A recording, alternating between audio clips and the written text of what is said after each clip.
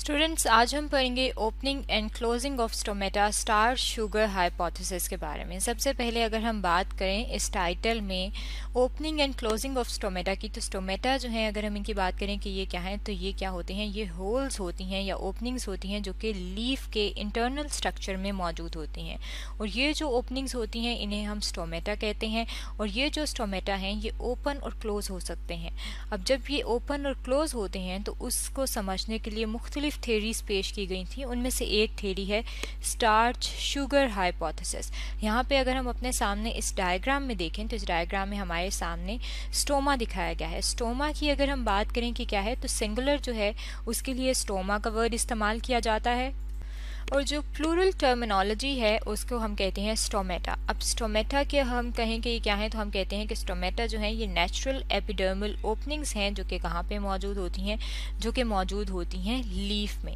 अब अगर हम इनका स्ट्रक्चर देख लें या फिर इनकी डायग्राम देख लें, तो उसके लिए हम अपने सामने डायग्राम ड्रॉ करते हैं कि अगर हम सपोज करें कि हमारे पास जो है, हम कहें कि ये हमारे पास जो है वो एक लीफ है। ये हम यहाँ पे लीफ ड्रॉ कर रहे हैं। अब ये जो लीफ है ये आप देख सकते हैं ये पूरा है। अगर हम इसका एक छोटा सा पोर्शन ले लें, एक छोटा सा हिस्सा ले लें, सपोज ये वाला जो पार्ट है इसको हम यहाँ पे मैग्नीफाई करके देखते हैं। तो जब हम इसको मैग्नीफाई करते हैं, यानी कि जब हम इसको बड़ा करके देखते हैं, तो हमें इसके में जो है वो एक लेयर नज़र आती है जिसे कहा जाता है एपिडर्मल लेयर। यहाँ पे जो हम डायग्राम अभी ड्रॉ कर रहे हैं, अगर हम इसकी बात करें तो इसमें हम एपिडर्मल लेयर जो है वो ड्रॉ कर रहे हैं। यहाँ पे आप देख सकते हैं कि ये जो है लीफ का जो इंटरनल स्ट्रक्चर है उसका कुछ हिस्सा जो है वो यहाँ पे हम ड्रॉ कर रहे हैं। अब ये अगर हम जो बात करें, जो येलो कलर का पार्ट है, अगर हम इसकी बात करें कि ये क्या है, तो ये जो येलो वाला पार्ट है इसे हम कहते हैं कि ये क्या है, ये एपिडर्मिस है। यानी कि एपिडर्मिस जो है ये एक लेयर है जो कि लीफ के इंटरनल स्ट्रक्चर में मौजूद होती है। यहाँ पे भी अगर हम इस डायग्राम की बात करें तो यहाँ पे आप इस डायग्राम में देख सकते हैं कि यहाँ पे दिखाया गया है कि ये क्या है, ये एपिडर्मल सेल है। ये वाला जो है ये एपिडर्मल सेल है, यानी कि ये जो एपिडर्मिस की लेयर है जो कि लीफ का इंटरनल स्ट्रक्चर, उसमें से सिर्फ अगर हम कहें कि हमने ये वाला पार्ट जो है इसको अगर हम सर्कल कर लें तो हमने ये वाला जो सेल है ये यहाँ पे हम कह रहे हैं कि ये दिखाया गया है। अब एपिडर्मल सेल के आसपास यहाँ पे आप देख सकते हैं कि ये क्या है, ये गार्ड सेल्स मौजूद हैं। ये वाले जो सेल्स हैं, ये जो किडनी शेप सेल्स हैं, इन्हें हम क्या कहते हैं, ये क्या हैं, ये गार्ड सेल्स हैं। अब गार्ड सेल्स जो हैं अगर हम इनकी बात करें तो हम कहते हैं कि गार्ड सेल्स जो हैं वो क्या करते हैं, वो इन ओपनिंग्स को इन्होंने सराउंड किया होता है। यानी कि जो स्टोमेटल पोर होता है, यानी कि जो स्टोमेटल ओपनिंग होती है, अगर हम उसकी बात करें कि उसके सराउंडिंग में क्या होते हैं, तो सराउंडिंग में गार्ड सेल्स मौजूद होते हैं। अब गार्ड सेल जो है अगर हम इसकी बात करें तो ये सेल है। सेल जो है, जितने भी लिविंग ऑर्गेनिज्म है उनका जो बेसिक यूनिट है वो सेल है।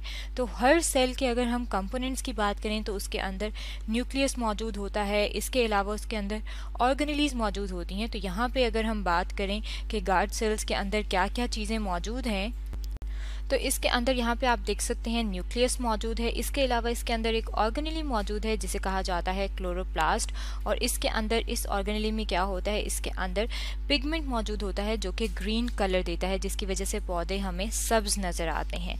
अब यहाँ पे अगर हम देखें इसकी वॉल की बात करें तो जो इसकी इनर वॉल है गार्ड सेल्स की, ये वाले जो हैं यहाँ पे अगर हम बात करें तो ये गार्ड सेल हैं। और ये जो इसकी इनर वॉल है ये थिक है। यही वाला जो ये जो पूरा स्ट्रक्चर है, अगर हम इसकी बात करें कि ये क्या है, तो इसमें ये अंदर वाला जो पार्ट है इसे हम कह रहे हैं कि ये क्या है, ये इसके अंदर मौजूद स्टोमा है। यहाँ पे भी आप देख सकते हैं कि ये जो अंदर वाला हिस्सा है इसे कहा जाता है कि ये स्टोमा है। अब ये जो स्टोमा ओपन और क्लोज होते हैं, अगर हम इनकी बात करें तो उसकी हम कहते हैं कि उसके लिए क्या चीज़ बताई थी, उसके लिए एक हाइपोथेसिस दिया था जिसे कहा गया था कि ये क्या है, ये था स्टार्च शुगर हाइपोथेसिस।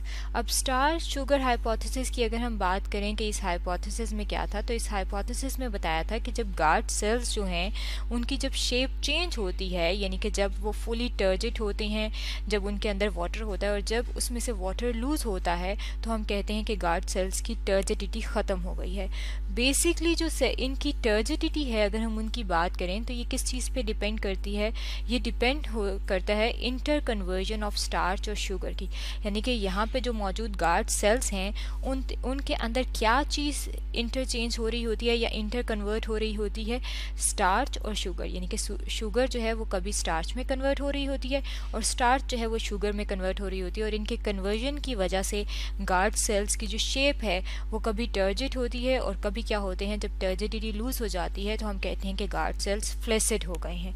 और जब गार्ड सेल्स जो हैं उनके अंदर ये चेंज होते हैं तो हम कहते हैं कि स्टोमा जो है वो क्या हो रहे हैं, वो ओपन या फिर क्लोज हो रहे हैं। अब अगर हम नॉर्मल बात करें कि जिन साइंटिस्ट ने ये स्टडी किया था उन्होंने हमें क्या बताया था, उन्होंने हमें एक जर्नल अगर हम बात करें स्टेटमेंट की, तो उन्होंने कहा था कि गार्ड सेल्स जो हैं अगर हम उनकी डे टाइम में बात करें तो डे टाइम में गार्ड सेल्स के अंदर शुगर मौजूद होती है और इसकी वजह से स्टोमा जो है वो ओपन होते हैं, और नाइट टाइम में क्या होता है कि उन गार्ड सेल्स के अंदर स्टार्च होती है और इसकी वजह से क्या होता है, जो स्टोमा होते हैं वो क्लोज होते हैं। अब यही ओपनिंग और क्लोजिंग डे टाइम और नाइट टाइम को अगर हम एक्सप्लेन करें तो सबसे पहले हम बात कर लेते हैं डे टाइम की, कि डे टाइम जो है उसमें क्या होता है। डे टाइम की अगर हम बात करें तो हमने कहा है कि डे टाइम में क्या होता है, दिन के टाइम में अगर हम बात करें तो सनलाइट जो है वो मौजूद होती है, यानी कि सूरज की रोशनी मौजूद होती है, और सूरज की रोशनी जब मौजूद होती है तो प्लांट्स क्या हो लेते हैं, प्लांट्स जो है वो एटमॉस्फेयर में से यानी कि हवा में से कार्बन डाइऑक्साइड गैस को एब्जॉर्ब करते हैं। अब जब प्लांट्स जो हैं ये कार्बन डाइऑक्साइड गैस को एब्जॉर्ब करते हैं तो वो उनके अंदर मौजूद जो उनके लीव्स में मौजूद गार्ड सेल्स होते हैं वो भी उस कार्बन डाइऑक्साइड गैस को एब्जॉर्ब करते हैं, और कार्बन डाइऑक्साइड गैस को जब वो एब्जॉर्ब कर लेते हैं तो वो वाटर के साथ रिएक्ट करती है। अब वाटर कहाँ से आया है, जो प्लांट की जो रूट्स हैं उन्होंने सॉइल से मॉइस्चर एब्जॉर्ब किया, और वो मॉइस्चर किस वजह से है, क्योंकि वहाँ पे वाटर मॉलिक्यूल्स मौजूद हैं। अब ये कार्बन डाइऑक्साइड और वाटर मिलके क्या बनाते हैं, ये बना देते हैं कार्बोनिक एसिड, और कार्बोनिक एसिड जो है जब सूरज की रोशनी पड़ती है यानी कि जब सनलाइट पड़ती है तो हम कहते हैं कि वहाँ उसमें क्या होती है, लाइट एनर्जी होती है।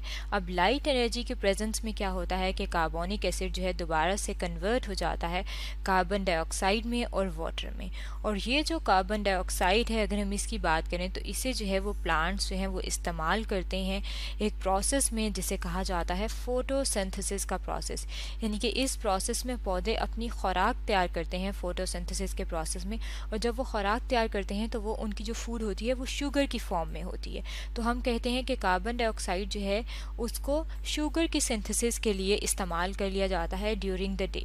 अब जब शुगर जो है वो सिंथेसाइज हो जाती है तो हम कहते हैं कि जो दिन का टाइम है जब जो है फुल डे होता है, सनलाइट मौजूद होती है, तो हम कहते हैं कि गार्ड सेल्स जो हैं वो एलिमिनेटेड होते हैं क्योंकि उन पर रोशनी पड़ रही होती है, सनलाइट पड़ रही होती है, और उसमें क्या होता है कि शुगर की कंसंट्रेशन जो है, ये जो इनके गार्ड सेल्स होते हैं, यहाँ पे भी अगर हम इस डायग्राम में देखें तो ये जो है ये क्या है, ये गार्ड सेल्स हैं। ये वाले जो हैं ये क्या हैं, ये जिन्हें हम ब्लैक कर रहे हैं ये गार्ड सेल्स हैं, यहाँ पे आप देख सकते हैं। ये जो गार्ड सेल्स हैं इनमें शुगर की कंसंट्रेशन जो है वो ज़्यादा हो जाती है। यहाँ पे अगर हम एस लिखें शुगर के लिए और उसके साथ एरो जो है वो हम अपवर्ड शो कर रहे हैं कि यहाँ पे जो शुगर की कंसंट्रेशन है वो ज़्यादा हो गई है। अब जब शुगर की कंसंट्रेशन जो है इन गार्ड सेल्स में ज़्यादा हो जाती है तो वाटर के जो मॉलिक्यूल्स हैं वो क्या करते हैं, वो एंटर हो जाते हैं गार्ड सेल्स में।